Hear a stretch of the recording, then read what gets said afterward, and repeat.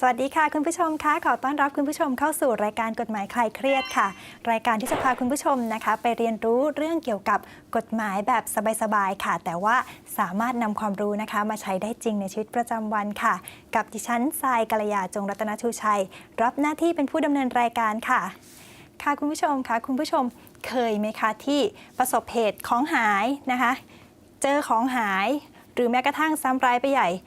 เจอศพคนตายนะคะเวลาเดินออกไปจากบ้านปุ๊บมีคนเสียชีวิตอยู่อาจจะถูกรถชนหรือว่าถูกกระทำอะไรมาก็แล้วแต่คุณผู้ชมบางท่านอาจจะบอกว่าเหตุการณ์นี้อาจจะไม่เกิดขึ้นกับคุณก็ได้แต่ถ้าวันหนึ่งมันเกิดขึ้นกับคุณล่ะคะคุณจะทำยังไงดีคะค่ะวันนี้ค่ะทนายใจดีของเรานะคะก็จะมาไขข้อข้องใจนะคะเกี่ยวกับเรื่องการแจ้งเหตุนะคะต่างๆการแจ้งความแจ้งเหตุนะคะว่าเมื่อเกิดเหตุต่างๆนะคะในชีวิตเราแล้วเราจะไปแจ้งเหตุยังไงคะคุณผู้ชมคงอยากรู้กันแล้วใช่ไหมคะถ้าอยากรู้เราไปพบกับช่วงแรกกันก่อนเลยค่ะ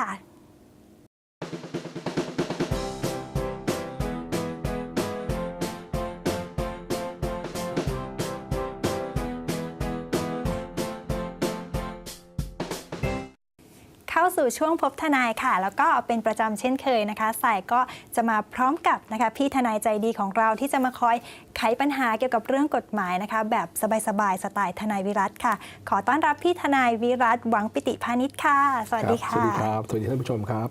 ค่ะสวัสดีค่ะพี่ทนายวิรัตค่ะวันนี้เราจะมาพูดกันถึงเรื่องของการแจ้งเรื่องต่างๆครับผมค่ะก่อนอื่นเลยก่อนเราจะไปพูดคุยกันในแง่ของกฎหมายถามก็เลยว่าพี่วิรัตเป็นทนายเองเคยประสบเหตุไหมคะว่าเจอของหายหรือของหายต้องไปแจ้งเองอย่างเงี้ยค่ะผมก็มีนะครับอย่างเช่นบางทีสมัยเด็กๆผมเนี่ยก็ชอบบางทีกระเป๋าหล่นมั่งอะไรมั่งบัตรประชาชนหายอะไรต่างๆนานาก็ไปแจ้งครับไปแจ้งเพื่อบันทึกไว้เป็นหลักฐานแล้วเราก็นำไปเขาเรียกอะไรทำบัตรใหม่ขึ้นมาอะไรอย่างนี้ครับค่ะแล้วเคยแฟนหายไหมคะก็ใจหายครับค่ะอันนี้เราข้ามไปดีกว่าเดี๋ยวจะดราม่ากันใหญ่นะคะคุณผู้ชมคะ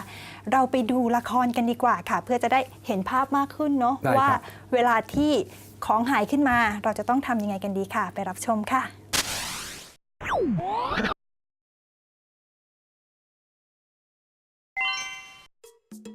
จอยขับรถมาเยี่ยมเพื่อนที่นอนป่วยอยู่โรงพยาบาล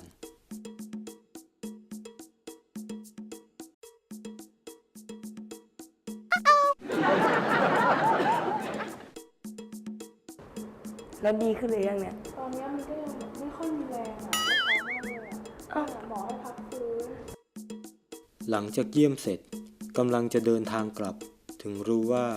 ตัวเองทำกุญแจรถยนต์หล่นหายจอยจึงรีบกลับไปที่รถโชคยังดีที่รถยังอยู่ที่เดิมจอยจึงเริ่มเดินหากุญแจรอบๆรถจอยเดินหาจนทั่วแต่ก็ไม่พบจนมาเจอกับกระดาษแผ่นหนึ่งที่ติดไว้ที่หน้ารถ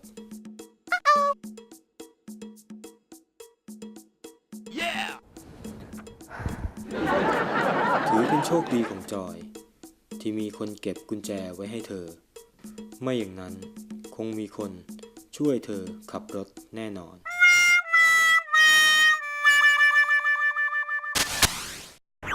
ค่ะพี่ทนายวิรัตค่ะนับว่าโชคดีมากเลยที่พี่คนนี้ไปเจอพี่รปภ.คนดีเข้าอันนี้ถามเลยคำถามแรกที่เกิดขึ้นในใจทรายเลยว่าแล้วถ้าไม่ใช่พี่รปภ.คนนี้ไปเจออาจจะเป็นมิจฉาชีพเดินผ่านมาเจอกุญแจหล่นอยู่แล้วก็ไปลองเอารีโมทอัตโนมัติเนี่ยไปไล่หารถดูจนเจอรถแล้วก็ขับรถออกไปขายเลยครับอย่างนี้ค่ะคนนี้จะมีความผิดยังไงคะคนที่เอารถไปเนี่ยค่ะก็โดยหลักคือเป็นการนำทรัพย์คนอื่นไปนะครับก็เป็นการเรื่องของลักทรัพย์นะครับก็มีโทษจำคุก3 ปีอันนี้ก็ถือว่าลักทรัพย์หรอคะเขาเจอนะคะไม่ครับมันเป็นทรัพย์คนอื่นนะครับทรัพย์คนอื่นแม้ว่าจะยังคือมันยังอยู่ในความครอบครองเขาอยู่นะครับเราเพียงแค่มีวัตถุในการที่ไปเปิดรถเขาเท่านั้นเองนะครับคือทรัพย์ที่เป็นของคนอื่น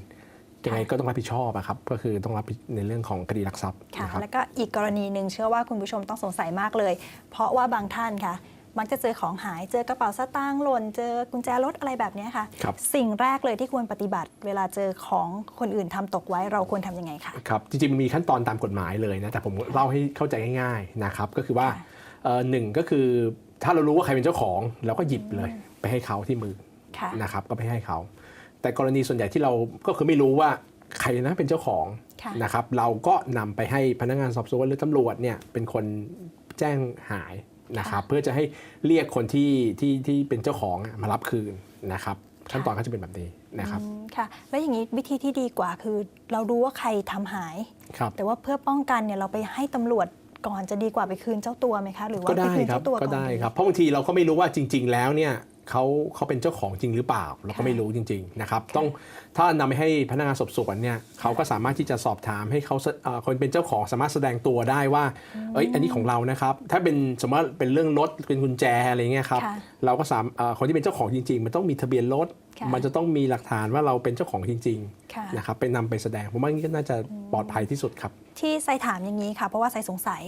อย่างเช่นแบบเราเจอกระเป๋าสตางค์ใบหนึ่งมีบัตรอยู่เต็มเลย เราไปส่งคืนตำรวจ ครับ สรุปเจ้าของมาเอาคืนเจ้าของถูกต้องใช่เจ้าของกระเป๋า แต่มาโวยวายกับเราอะค่ะว่าเงินหายไปอย่างเงี้ยค่ะ เราจะมีความผิดไหมอะคะ ไม่มีความผิดแล้วครับ แต่มันเคยมีอยู่คดีนึงครับเป็นของลูกความผมเองเนี่ยน่าสนใจมากเลยครับ ค่ะ คือของเขาเนี่ยกระเป๋าหายนะครับ แต่ได้คืนนะครับก็แต่ว่าพอกระเป๋าที่ส่งมาเป็นส่งไปทางไปรษณีย์นะครับ ค่ะ คือเขามีเงินอยู่ในกระเป๋าเนี่ย 2,000 บาท 2,000 บาท แล้ว ค่ะ แล้วเขาก็ได้กลับคืนมานะครับ ได้กระเป๋าหนังกลับคืนมานะครับ ค่ะ แต่ในกระเป๋าเนี่ยก็เงินไม่มีแล้ว แต่ ค่ะ บัตรครบเลย แต่เขาเขียนข้อความว่ากระเป๋าคืนให้แต่เงินผมขอ อ้าวอันนี้ก็ว่าไปก็น่าจะให้เพราะขอกันดี แต่ว่าจริงๆก็เป็นความผิดแต่ว่า ค่ะ คือเจ้าของเขาก็ไม่ว่าอะไร เพราะว่าอย่าง ค่ะ น้อยสุดพวกบัตร ATM อะไรต่างๆเนี่ยมันก็ต้องไม่ต้องไปทำใหม่ มันก็เป็นอีกแบบหนึ่งไป ค่ะ นะครับ อันนี้ก็ถ้าอารมณ์อร่วยกันได้ก็ ครับ ให้กันไปนะคะ อันนั้นในส่วนของคนที่เจอของหาย ครั ค่ะ บ แล้วในส่วนของคนที่เป็นผู้ทำของหายบ้างนะคะหาของตัวเองไม่เจอ อย่างเช่นกระเป๋าสตางค์หายเนี่ยค่ะ ต้องทำอะไรเป็นอย่างแรกเลยค่ะ อย่างแรกก็คือเราก็ลองหาดูก่อน ถ้าหาไม่ได้จริงก็ต้องไปแจ้งความในท้องที่ต้องระบุนะครับว่าต้องไปที่ท้องที่ที่เราคิดว่าหายนะครับ อย่างเช่นมีอยู่คดีหนึ่งคือรถเขาหาย ค่ะ นะครับรถหายเนี่ยเขาไปหายอยู่ตรงสถานที่หนึ่ง ค่ะ โดยสอนอหนึ่งนะครับ ค่ะ แต่ดันไปแจ้งความอีกที่หนึ่งซึ่งตำรวจเขาจะไม่รับแจ้ง ค่ะ นะครับคุณต้องระบุให้ชัดก่อนว่าคุณหายจุดไหน ค่ะ แล้วคุณก็ไปแจ้งในสถานีที่เขาดูแลและรับผิดชอบบริเวณนั้นๆนะครับตัวนี้ต้องเข้าใจก่อน แต่คำถามนี้เป็นคำถามคลาสสิกเลยเวลาไปหาตำรวจก็คือของหายที่ไหน คือบางทีกระเป๋าสตางค์ค่ะเราไปมาหลายที่แล้วเราก็ไม่รู้ว่าหล่นตรง ก็ ไหน คงต้องระ จ บุ ริง ที่อะครับว่า ไป จ ที่ไหน ริง มาบ้าง ๆไปที่ไหนก็แต่ถ้าเราประสงค์จะแจ้งที่นี่เราก็ต้องบอกมันหายในท้องที่นี้แหละ ๆอย่างเช่นเราไปมาหลาย ๆ ที่มาจบลงตรงรู้ตัวว่าหายตรงที่นี้ ครับ เราก็สามารถแจ้ง แจ้ ส ง อน ได้ อที่เรานึก คือจะแจ้งถามว่าจะได้ของคืนไหมผม ค่ะ ว่า80-90%ไม่ได้คืนหรอก ส่วนใหญ่มันก็จะเป็นเรื่องที่คุณจะแจ้งเพื่อเอาหลักฐานตัวเนี้ย ค่ะ ไปทำบัตรใหม่ๆนะครับ ค่ะ แต่ดีนี้บัตรประชาชนไม่ต้องแล้วสามารถที่ไปแจ้งทำได้เลยนะครับ ค่ะ แต่พวกบัตรอื่นๆ เช่นบัตรเครดิต หรือว่าบัตรใบขับขี่เรื่องต่างๆเนี่ยยังคงต้องมีบันทึกของทางเจ้าหน้าที่เพื่อนำหลักฐานเนี้ไปทำใหม่ ค่ะ นะครับ ค่ะ กลับไปที่คำถามตอนเปิดรายการ เหมือนจะ ครับ พูดเล่น ๆ แต่ ครับ อันเนี้ยคิดจริงค่ะ ครับ แฟนหาย ครับ ไม่ได้พูดถึงของพูดถึงคนละ ครับ ถ้าแฟนหายหรือคนในบ้านหาย ครับ ทำยังไงคะต้องแจ้งเหมือนพวกสิ่งของหายไหมคะ เช่นกันครับ คืออันนี้เราเข้าใจกันส่วนใหญ่เข้าใจกันมาโดยตลอดว่า ถ้าคนหายเนี่ยเราต้องรอ 24 ชั่วโมง ใช่ ไปถึง ใช่ ไปแจ้งนะครับ แต่ความเห็นของผมเองอะผมว่าคงไม่ทันนะครับบางทีถ้าหายจริงๆ ผมว่ารีบไปแจ้งนะครับเขาจะไม่รับผมก็ต้องรีบแจ้ง เพราะว่า ค่ะ อย่างน้อยที่สุดเนี่ยพนักงานตำรวจหรือว่าต่างๆ สามารถที่จะสกัดจับได้เกิดในกรณีเป็นเด็กเราหายหรือต่างๆเนี่ยผมว่ามันควรที่จะสามารถหายแล้วทราบเรารีบดักก่อน ถ้ารอ 24 ชั่วโมงมันอาจจะไปไหนต่อไหนแล้ว อันนี้ ะ คื รับ อเจ้าหน้าที่ตำรวจจะรับแจ้งใช่ไหมคะ ใช่ ถึงแม้จะไม่ครบ ใช่ครับ 24 ชั่วโมง อันนี้เป็นความเห็นส่วนตัวนะครับ แต่ผมว่า ค่ะ มันไม่น่าที่จะรอถึง 24 ชั่วโมงครับมันก็ไม่มีอะไรแก้ไขได้แล้ว ก็คืออยู่ที่ดุลพินิจของคุณตำรวจว่า ใช่ จะ ครับ รับแจ้งหรือเปล่า ใช่ครับ ใช่ไหมคะ อย่างนี้ถ้าสมมติไม่รับแจ้งนี่ลงเป็นบันทึกประจำวันได้ไหมคะว่าหายออกไปจากบ้าน ได้ 3-4 ชั่วโมงแล้วอะไรอย่างนี้ ทำได้ครับ ได้นะคะ ครับผม ค่ะ ไปที่พี่รปภอีกนิดนึง ครับ อยากให้พี่ทนายวิรัตค่ะ วิเคราะห์นิดนึงว่าพี่รปภที่ทำแบบในละครนี่ทำถูกต้องไหมคะ ก็ถูกต้องครับก็คือว่าจริงๆแล้วถ้าเขารู้ตัวเจ้าของเนี่ยเขาก็สามารถที่จะนำไปให้หรือว่าติดป้ายเพื่อให้เขามาได้ เพราะหน้าที่หลักของรปภคือการดูแลรักษาทรัพย์สินของผู้ที่มาใช้บริการเนี่ยครับเขาก็ ค่ะ มีสิทธิธรรมตรงนั้น เพราะว่าอย่างน้อยสุดเนี่ยมันก็ดีกว่าเอาไปฝากให้คนอื่น ใช่ เจ้าของเนี่ยยังไงเขามาดูที่รถเขาก็น่าที่จะกลับไปดูที่ศูนย์รักษาความปลอดภัยได้นะครับ แล้วก็มาแสดงตัวกันอีก ใช่ ทีว่าเป็นเจ้าของรถที่แท้จริง ใช่ครับผม ถือว่าพี่รปภทำถูกแล้ว แล้วก็ ครับผม เป็นคนดีด้วย ครับผม นะคะค่ะคุณผู้ชมคะเวลาคุณผู้ชมนะคะพบของหายนะคะ เราก็รู้แนวทางแล้วว่าต้องทำยังไงก็คือไปแจ้งคุณตำรวจนะคะ แล้วก็ทางที่ดีเลยนะคะ ถ้าหากว่าคุณผู้ชมของหายเองนะคะ ก็ไปแจ้งคุณตำรวจเช่นกัน และในส่วนของคนหายนะคะ อันนี้ความรู้เพิ่มเติมมาก็คือสามารถแจ้งได้ถึงแม้จะไม่ครบ 24 ชั่วโมงก็ตามค่ะ ค่ะ และเรื่องของการแจ้งเรื่องต่างๆนะคะ ไม่ได้มีเพียงเท่านี้ค่ะ มีอีกหลายเรื่องในชีวิตประจำวันของเราเลยนะคะ ที่ต้องเจอแล้วก็ต้องไปแจ้งความกันค่ะ แต่จะเป็นเรื่องอะไรนั้นเราไปรับชมในละครตอนที่ 2 กันค่ะ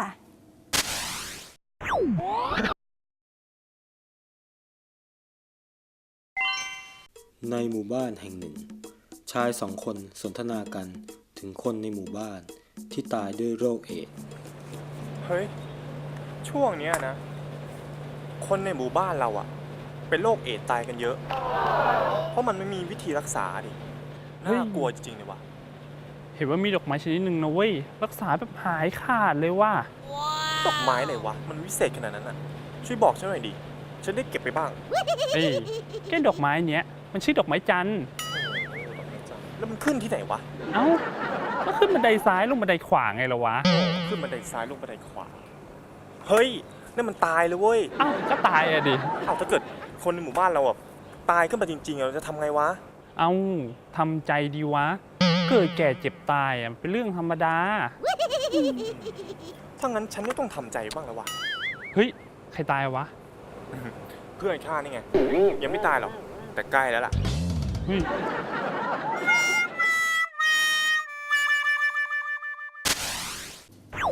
ครับพี่ทนายวิรัตคะ ครับ เรื่องนี้เป็นเรื่องเกี่ยวกับความเป็นความตายเลย ครับ นะคะ อันนี้อย่างที่คุณพงษ์กับคุณทรคุยกัน ครับ นะคะว่าถ้ามีคนตายในบ้าน ครับ จะทำยังไงนะคะเริ่มแรกเลยต้องทำยังไงคะระหว่างที่จิตใจเรากำลังแย่อยู่เนี่ยค่ะ คือตามหลักกฎหมายแล้วเนี่ย ค่ะ เวลาที่จะแจ้งความหรือว่าอะไรต่างๆเนี่ย ค่ะ จะมีผู้ที่ต้องดำเนินการคือเป็นเจ้าบ้านนะครับ เจ้าบ้านห ค่ะ รือคนที่พบศพ ค่ะ นะครับ จะต้องเป็นคนไปแจ้งความนะครับ คือตามกฎหมายคือภายใน 24 ชั่วโมงต้องไปแจ้ง ค่ะ นะครับ หรือว่าในกรณีที่ไปเจอเราไปพบศพข้างนอก ค่ะ เช่นเราไปสถานที่ทักแห่งหนึงเนี่ย ศพนี้อาจจะไม่ใช่ญาติเราก็ได้ ไม่ใช่ญาติเรา ค่ะ แต่ว่าเราก็พอเห็นแล้วเนี่ยเราก็ในฐานะของคนที่พบศพ ค่ะ ก็มีหน้าที่นะครับ มีหน้าที่ตามกฎหมายที่ต้องไปแจ้งความนะครับภายใน ค่ะ 24 ชั่วโมงนะ ค่ะ ครับ พูดถึงศพที่เจอนอกบ้านแล้ว ครับ อย่างบางคนนะคะไปเจอสมมติคนนอนคว่ำอยู่เสียชีวิตแล้วไม่รู้คิดว่าเป็นลมเป็นอะไรไปพยายามช่วยชีวิต ครับ ค่ะ จับแขนจับขาอย่างนี้ถ้าลายนิ้วมือไปติดตรงนั้นถึงขั้นสอบสวนจะต้องมีความผิดอะไรด้วยไหมคะ คือถ้าเป็นผมไม่จับ ค่ะ นะครับ เพราะเราไม่รู้ว่าจริงๆเขาไปประสบอุบัติเหตุอะไรหรือเปล่า หรือมีการทำร้ายร่างกายหรือเปล่านะครับ ค่ะ เพราะว่าถ้าเกิดตรงนั้นเนี่ยผมว่าถ้าเห็นอย่างลักษณะเนี่ยคงต้องแจ้งความนะครับ เรียกให้ตำรวจมันที่เกี่ยวข้องมาดูดีกว่า อันนี้ ค่ะ มันจะปลอดภัยแล้วเพราะว่าเกิดเขาเสียชีวิตแล้วดันมีมือเราเข้าไปเกี่ยวข้องอะไรเงี้ย ค่ะ ผมว่ามันแก้ตัวยากนะครับ ค่ะ อืม แล้วในส่วนของตรงนี้อย่างเรื่องทรัพย์สิน ครับ ค่ะอย่างที่พูดไปตอนก่อนหน้านี้ละเรื่อง ครับ เกี่ยวกับทรัพย์สิน อันนี้นึกขึ้นมาได้บ้างว่า ถ้าเกิดเราไปพบศพ ครับ เราเป็นคนไปแจ้ง ครับ นะคะศพไม่ใช่ญาติเราด้วย ครับ ค่ะ แล้วทรัพย์สินของเขาหายอย่างเงี้ยค่ะ ถ้าญาติผู้ตายนี่จะมาเอาเรื่องกับเรานี่ได้ไหมคะ ก็จริงๆ ถ้าความเป็นจริงเนี่ย ค่ะ เขาก็ต้องคิดว่าเราอาจจะเอาไปได้นะครับ ทางที่ดีเนี่ยผมว่าเราต้องแจ้งทำลายที่ไปแจ้งกับทางโรงพักหรือต่างๆเนี่ย ค่ะ เราก็ควรจะแจ้งว่าเราพบศพที่ไหน ค่ะ และในร่างกายเขามีอะไรบ้างนะครับ เราก็ต้องอธิบายไปเลยว่าเขามีพกทองอะไรต่างๆนะครับ ก็ต้อง มีกระเป๋า แจ้งให้หมดใช่ ใช่ ไหมคะ เพราะว่าอย่างน้อยสุดก็เป็นความบริสุทธิ์ใจของเรา ค่ะ นะครับดีกว่า ค่ะ ปล่อยให้เดี๋ยวเกิดภายหลังบอกว่าจริงๆเขาอาจจะไม่พกอะไรมาก็ได้ ใช่ แต่ว่ามาอ้างอิงว่าในตัวมีทอง2 บาทเนี่ย ใช่ เราอาจ ค่ะ จะต้องรับผิดชอบนะครับ ค่ะ ก็ถ้าเกิดกรณีแบบนี้คนเวลาเห็นคนตายอะไรก็ไม่อยากจะช่วยอะนะคะเพราะ มัน ว่าก ก็ ร เหมือน ณี กัน แบบ ถูก นี้ รถชนก็เหมือนกันคนก็ไม่ค่อยอยากช่วยเพราะว่ามันวุ่นวาย ค่ะ นะครับแต่ว่าความเป็นพลเมืองเนี่ยบางทีเราก็ต้องช่วยเหลือไม่งั้น ค่ะ แล้วมันก็จะไม่มีคนจะช่วยเหลือครับมันก็ต้องช่วยเหลือกันครับ ใช่ค่ะ แล้วกรณีตั้งแต่พี่ทนายวิรัตเนี่ยทำคดีมา มีคดีอะไรที่เกี่ยวกับเรื่องความเป็นความตายแบบนี้ที่น่าสนใจบ้างไหมคะที่จะมาเล่าให้เราฟัง คือส่วนใหญ่คดีลักษณะนี้เนี่ยมันบางทีมันเป็นเรื่องคล้ายๆว่าพอเขาตายไปแล้วเนี่ย ค่ะ บางทีเราหาญาติพี่น้องก็ไม่ได้ บางทีในกรณีบางครั้งเนี่ยมันอาจจะตายโดยผิดปกติ ถูกทำร้ายร่างกาย ซึ่งถ้าเกิดเป็นคนตายปกตินะเช่นคือแก่ตายนี่ก็ไม่เป็นไร ค่ะ แต่ถ้าเป็นการตายอย่างเช่น จมน้ำตายหรือถูกทำร้ายร่างกายแล้วเสียชีวิต กฎหมายมันมีข้อกำหนดอย่างนี้ครับคือมันต้องมีการเรียกชันสูตรพลิกศพนะครับมันต้องมีการดำเนินการว่าเขามีการตายด้วยลักษณะอะไร ค่ะ นะครับ การชันสูตรพลิกศพนี่สำหรับตายทุกกรณีไหมคะ สมมติตายในบ้านป่วยแจ้งว่าป่วยไม่สบาย ถ้าเป็นการเสียชี วิต วิตปกติ เช่นแก่ตายไม่ต้องนะครับ อะไรที่เรียกว่าปกติบ้าง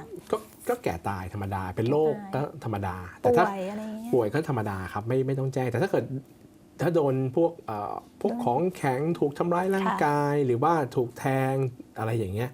ค่ะ หรือว่าจมน้ำตายเงี้ยพวกนี้ต้องไต่สวนต้องเป็น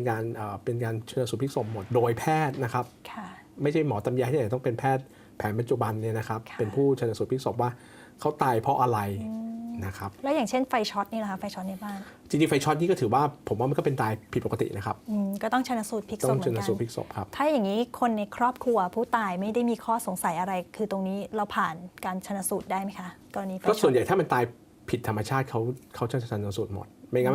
เขาไม่ออกใบมรณบัตรให้เรา คือก็ไม่ได้เกี่ยวกับความยินยอมของญาติว่าฉันไม่ให้ชันสูตรนะอะไรอย่างนี้ได้ไหมคะ โดยหลักมันถ้ามันตายผิดธรรมชาติเขาจะต้องชันสูตรหมด เป็นหน้าที่ นะครับ ของคุณตำรวจที่ ใช่ ที่ ใช่ จต้อง เพราะว่าถ้ามันตายปกติ เช่น อยู่ดีๆ นอนไปแล้วป่วยอะไรเงี้ยอันนี้ไม่ชันสูตรพลิกศพครับ สำหรับเรื่องของการเสียชีวิตนะคะก็เป็นเรื่องที่ไม่มีใครอยากให้เกิดขึ้น ใช่ นะ ครั คะ บ กับญาติตัวเองแต่ว่าก็ต้องยอมรับนิดหนึ่งว่ามันก็หลีกเลี่ยงไม่ได้เหมือนกันนะคะ ครับ ขอให้พี่ทนายช่วยย้ำอีกครั้งหนึ่งว่าเวลามีคนเสียชีวิตจะต้องแจ้งภายในเวลาเท่าไหร่คะ ก็คือถ้าเกิดมีคนเสียชีวิตเนี่ยเจ้าของบ้านนะครับเจ้าบ้าน ค่ะ เนี่ยหรือผู้ที่พบศพเนี่ยจะต้องแจ้งนะครับ ค่ะ ภายใน 24 ชั่วโมง ก็เวลามีผู้เสียชีวิตในบ้านนะคะ คุณผู้ชมก็จะต้องแจ้งภายใน 24 ชั่วโมงนะคะ และถ้าไม่แจ้งจะเป็นยังไงคะ ก็จะมีความผิดนะครับ แต่ ค่ะ ว่ามันก็ไม่ได้มีความผิดร้ายแรงอะไรนะครับผม ค่ะ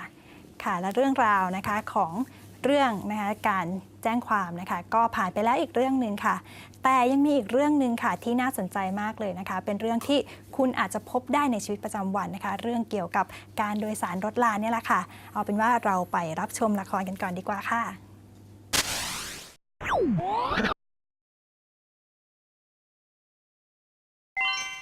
สมชายกำลังรีบไปสนามบินสุวรรณภูมิโดยความรีบร้อน ไปสนามบินสุวรรณภูมิไหมครับ เชิญครับ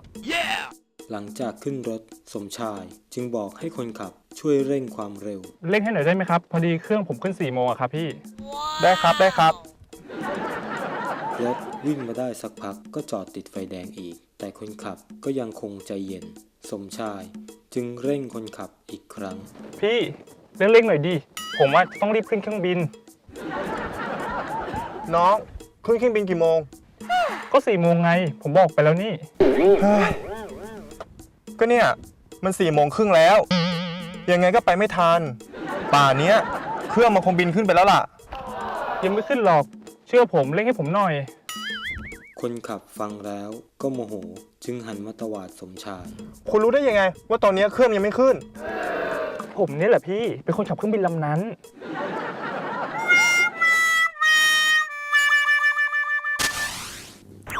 ค่ะพี่ทนายวิรัตคะ ครับ อย่างนี้ไม่ทันเครื่อง ครับ แต่ว่าจะทำให้คนอื่นไม่ทันอีกหลายชีวิตเลย เพราะว่าเป็นถึงกัปตันเลย ใช่ครับ ค่ะแล้วในกรณีแบบนี้ค่ะใส่ดูจากละครแล้วเริ่มสงสัยมาเลยว่า ถ้าคนขับแท็กซี่นะคะไม่ได้เพียงแต่ขับช้าอย่างนี้ แต่เกิดโมโหขึ้นมา พูดจาไม่สุภาพกับผู้โดยสาร ผู้โดยสารสามารถเอาผิดได้ไหมคะ คือโดยหลักแล้วเนี่ยเขาจะมีเบอร์แจ้งทางกรมขนส่งนะครับ ค่ะ ก็คือเป็นหมายเลขนะครับคือเลข 1584 1584นะคะ สามารถโทรไปร้องเรียนได้เลย ค่ะ นะครับเมื่อร้องเรียนแล้วมันมีปัญหาเลยคือทางแท็กซี่จะต้องถูกไปสอบ ค่ะ ว่า เกิดอะไรขึ้นนะครับถ้าเกิดในกรณีมีความผิดเนี่ยอาจจะถูกถึงขั้นยึดใบอนุญาตเลย ค่ะถ้าอย่างนี้ นะครับ ถ้าเราจะแจ้งเรื่องนี้เราจะ ครับ ต้องจดรายละเอียดอะไรบ้างคะเกี่ยวกับตัวคนขับ ก็คือควรจะจดก็คือ 1 ทะเบียนรถ ค่ะ นะครับสีรถ ค่ะ นะครับคนขับท่าทางตรงกับบัตรไหมเพราะว่าเวลาปกติเนี่ยเวลาเรานั่งแท็กซี่เนี่ยจะมีเห็นไหมครับว่าจะมีกอทอของอยู่ข้างซ้ายมือขวามือนะ เค ครับ ยเห็นค่ะที่เป็นเหมือนสติกเกอร์ติด ใช่ ข้าง ใช่ ๆตรงประ เราก็ ตู ต้องเรา ค่ะ ควรจะจดจำนิดนึงนะครับ ค่ะ อย่างเช่นถ้าอย่างเป็นผู้หญิงเนี่ยผมก็แนะนำว่าถ้ามีโทรศัพท์สมาร์ทโฟนอะไรเงี้ยก็ถ่ายไว้ อุ๊ยอันนั้นไซเคยท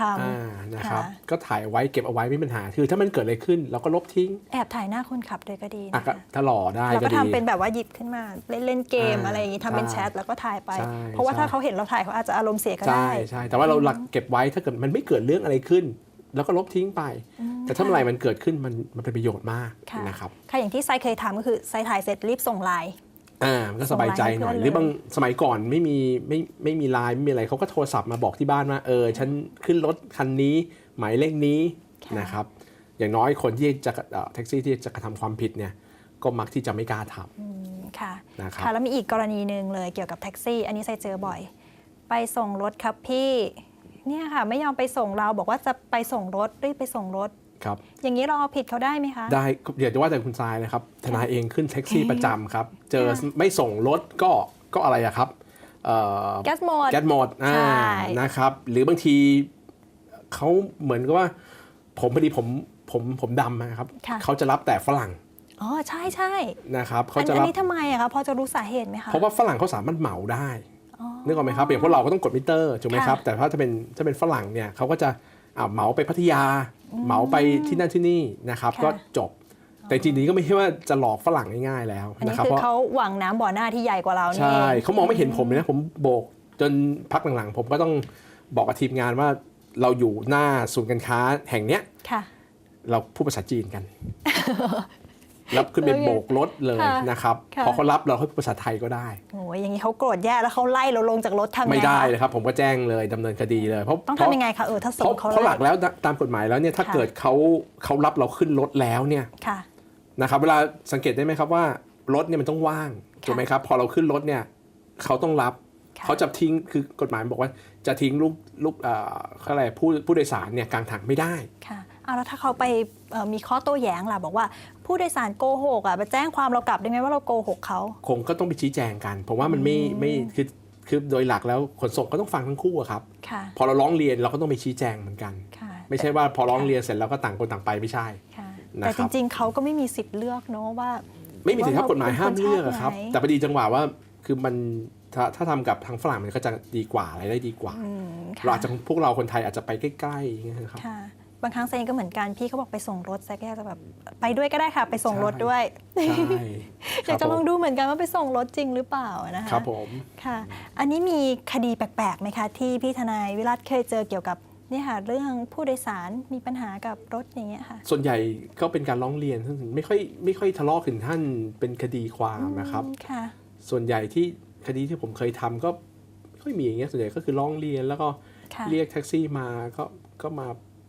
เขาเรียกมาเป็นการระวังโทษอะว่า ค่ะ เขาหน้าห้ามทำนะอะไรอย่างเงี้ยครั ค่ะ บ ก็คือ ทำเง นิสัยคนไทยเราคืออารุ่มอร่วยกัน ใช่ อะไร ครับ ที่เอาไม่ให้ไปเราไม่ไปกับคุณก็ได้อย่าง ใช่ นี้ ครับ ใช่ไหมคะ ครับผม ค่ะ แล้วโทษล่ะคะรู้แล้วว่าบทลงโทษจะเป็นไง แต่โทษที่ผู้ขับแท็กซี่ค่ะที่ไล่ผู้โดยสารลงอย่างเงี้ยจะต้องโดนโทษอะไรบ้าง โดยหลัก คะ เขาก็ยึดใบอนุญาตเลย ก็คือมันเป็นใบอนุญาตการขับขี่ขน อ๋อ ส่ง อันนี้คือต้องไม่ทำ ครับ อันนี้ทำยังไงคะบางคนอาจจะสนใจขับแท็กซี่ ไม่ใช่ครับคือปกติแล้วมันจะต้องไปสอบ คือจากพวกเราเนี่ยไปสอบก็สอบใบขับขี่ธรรม ขับร ดา ถธรรมดา แต่นี่ ค่ะ เขาต้องไปสอบอีกทีเป็นใบขับขี่สาธารณะ อ๋อเป็นการสอบอีกรูปแบบห ใช่ นึ่ง ใช่ อ๋อ ครับผม ค่ะเพิ่งทราบกรณีไล่ผู้โดยสารลงกับกรณีที่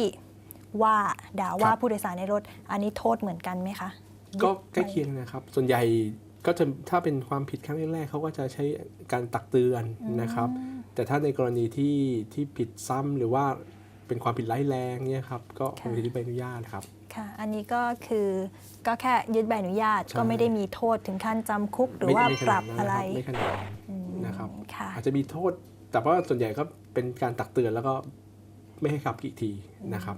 ค่ะนะคะเวลาที่คุณผู้ชมจะเป็นผู้โดยสารนะคะไปขึ้นรถแท็กซี่นะคะยังไงก็ เพื่อความปลอดภัยนะคะก็ควรจะอย่างที่พี่ทนายวิรัตบอกไว้เลย ควรจะตรวจสอบอะไรบ้างนะคะ หนึ่งก็คือควรจะรู้ว่า ค่ะ ทะเบียนรถก็คืออะไร ค่ะ สีรถ ค่ะ ถ้าคนขับอย่างที่คุณทรายบอกว่าถ้าสามารถถ่ายรูปได้ก็ยิ่งดีนะ ค่ะ ครับ แล้วก็อีกอย่างหนึ่งที่ลืมไม่ได้เลย คือหมายเลขที่แจ้งร้องเรียนค่ะ ครับ ขอย้ำกันอีกครั้งหนึ่งค่ะ หนึ่งเป็นเลขที่ 1584 นะครับก็ตรงนี้ก็สามารถโทรไปได้โทรสะดวกดีนะครับ ค่ะค่ะคุณผู้ชมอย่าลืมนะคะหมายเลข 1584 ค่ะในกรณีที่คุณผู้ชมนะคะเจอผู้ขับขี่รถแท็กซี่นะคะที่ไม่สุภาพนะคะแล้วก็ขอฝากนิดนึงค่ะสำหรับผู้ขับขี่รถแท็กซี่นะคะถ้าเจอผู้โดยสารนะคะช่วยหน่อยนะคะช่วยพาเขาไปส่งให้ถึงจุดหมายนะคะแล้วก็บริการด้วยรอยยิ้มนะคะเผื่อผู้โดยสารนะคะจะได้ประทับใจในสิ่งนี้แล้วก็ใช้บริการของคุณได้เรื่อยๆนะคะค่ะและวันนี้นะคะที่จะลืมไม่ได้เลยต้องขอบพระคุณพี่ทนายใจดีของเราค่ะพี่ทนายวิรัตวังปิติพานิชค่ะที่มาให้ความรู้กับเราในวันนี้ค่ะขอบพระคุณค่ะ ครับ ค่ะและสำหรับคุณผู้ชมนะคะที่ต้องการรับรู้นะคะเรียนรู้เรื่องราวเกี่ยวกับกฎหมายนะคะเพิ่มเติมนอกเหนือจากนี้นะคะสามารถติดตามที่ Twitter ของพี่ทนายวิรัตได้ค่ะที่ทนายวิรัตค่ะและในส่วนของรายการเราค่ะถ้าใครนะคะติดตามชมรายการไม่ทันหรือว่าต้องการชมรายการย้อนหลังนะคะสามารถชมได้ที่เว็บไซต์ www.etvthai.tv ค่ะและคุณผู้ชมนะคะที่ต้องการติชมรายการหรือว่ามีข้อข้องใจนะคะเกี่ยวกับปัญหากฎหมายก็สามารถเขียนจดหมายมาถามในรายการเราได้ค่ะตามที่อยู่ที่ปรากฏด้านหน้านี้ค่ะค่ะและสำหรับวันนี้นะคะเวลาของรายการกฎหมายคลายเครียดของเราก็หมดลงแล้วค่ะคุณผู้ชมสามารถพบกันนะคะได้ในวันและเวลาเดียวกันนี้สำหรับวันนี้สวัสดีค่ะ